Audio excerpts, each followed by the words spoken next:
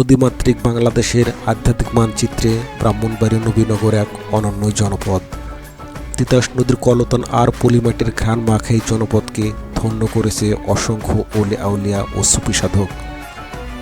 তাদের মধ্যে অন্যতম এক উজ্জ্বল নক্ষত্র হযরত মালিক ভরসা।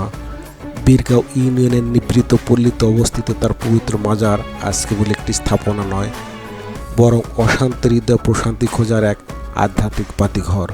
সুপ্রিয় দর্শক, আজ আমি আপনাদের জানাবো কে এই মালিক ভরসা। এই মাজারটিতে যিনি শায়িত আছেন তার প্রকৃত নাম হযরত খাজা শাহ হাসান সাইদ নুরুল হোসেন আহমেদ চিশতি।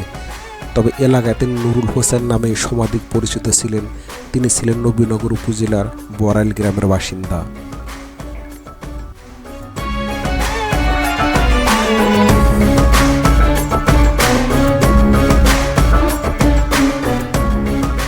এই মাজারটি যাকে কেন্দ্র করে গড়ে উঠেছে তিনি ছিলেন একাধারে একজন প্রখ্যাত আধ্যাত্মিক সাধক, শিক্ষক এবং মানব সেবক।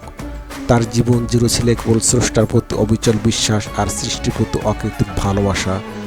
মালিক ভরসা এই ছোট্ট অথচ গভীর অর্থবহ বাক্যটি ছিল তার জীবনের মূল মন্ত্র।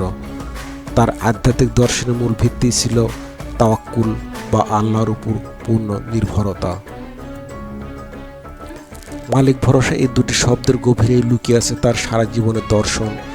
যখনই কেউ কোনো সংকটে পড়েছেন বা কোনো প্রত্যাশা নিয়ে তার কাছে গিয়েছেন, তার অভয় বাণী ছিল একটাই, মালিক ভরসা। অর্থাৎ সবকিছু ঊর্ধ্বে কেবল সৃষ্টিকর্তার উপর অগাধ বিশ্বাস রাখা। তার এই অটল বিশ্বাস আর সাদাসিধে জীবনযাত্রা তাকে সাধারণ মানুষের অন্তরে এক বিশেষ আসনে অধিষ্ঠিত করেছে। তিনি বিশ্বাস করতেন মানুষের সকল কর্মের ফলদাতা একমাত্র সৃষ্টিকর্তা। তাই বিপদ আপদে কিংবা সুসময়ে সব অবস্থাতে তিনি উচ্চস্বরে বলতেন মালিক ভরসা। এই সহজ কিন্তু শক্তিশালী জীবনবোধের কারণেই তার প্রকৃত নাম ছাপিয়ে তিনি জনমানুষের কাছে মালিক ভরসা নামে অমর হয়ে আছেন। তার এই দর্শন ভক্তদের শেখায় যে পার্থিব অস্থিরতার মাঝে কেবল স্রষ্টার উপর বিশ্বাস রাখলেই প্রকৃত মানসিক প্রশান্তি লাভ করা সম্ভব।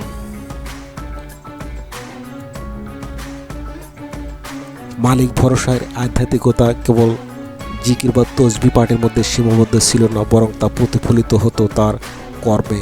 তিনি ছিলেন চিরকুমার এবং আজীবন বিরাগী। পার্থিব ভোগবিলাস বিসর্জন দিয়ে তিনি সারা জীবন খালি পায়ে চলাফেরা করতেন, যা ছিল তার বিনয় ও ত্যাগের এক অনন্য নিদর্শন। একজন হোমিওপ্যাথি চিকিৎসক হিসেবে তিনি বিনামূল্যে বা নামমাত্র মূল্যে অসহায় মানুষের সেবা করতেন। তার নিঃস্বার্থ পরোপকারিতা ও আধ্যাত্মিকতা এক উচ্চতর স্তম্ভকে নির্দেশ করে, যেখানে স্রষ্টাকে পাওয়ার পথ হলো সৃষ্টিকে ভালোবাসা। তার এই বিচিত্র নামের পিছনে একটি সুন্দর কারণ আছে। তিনি ছিলেন অত্যন্ত ধর্মপ্রাণ এবং বিনয়ী। তিনি তার জীবনের প্রতিটি কাজের শুরুতে এবং কথা বলার সময় সবসময় বলতেন মালিক ভরসা। এই কথাটি তিনি এত বেশি বলতেন যে একসময় মানুষ তার আসল নাম ভুলে তাকে মালিক ভরসা নামে ডাকতে শুরু করে। প্রতি বছর তার প্রয়াণ দিবস আয়োজিত ওরস মুবারক উপলক্ষে মাজার প্রাঙ্গণে যে গণজাগরণের সৃষ্টি হয় তা ধর্ম বর্ণ নির্বিশেষে সকল মানুষের মিলন মেলায় পরিণত হয়। তিতাসের শান্ত শীতল বাতাস আর মাজারের গম্বুজ ছুঁয়ে আসা আধ্যাত্মিক সুর ভক্তদের হৃদয়ে অন্যরকম পবিত্রতার জন্ম দেয়। একদিকে স্থাপত্য শৈলীর নান্দনিকতা, অন্যদিকে ভক্তদের মর্মী গান ও জিকিরের মূর্ছনা, এই দুই সমন্বয় মালিক ভরসা মাজার আজ নবীনগরের এক অনন্য আধ্যাত্মিক ঐতিহ্য বহন করছে। আজকের যান্ত্রিক যুগে যখন মানুষ প্রতিনিয়ত অস্থিরতা ভুগছে, তখন মালিক ভরসার জীবন দর্শন আমাদের শেখায় বিনয়, ধৈর্য এবং স্রষ্টার প্রতি নিঃস্বার্থ আত্মসমর্পণ।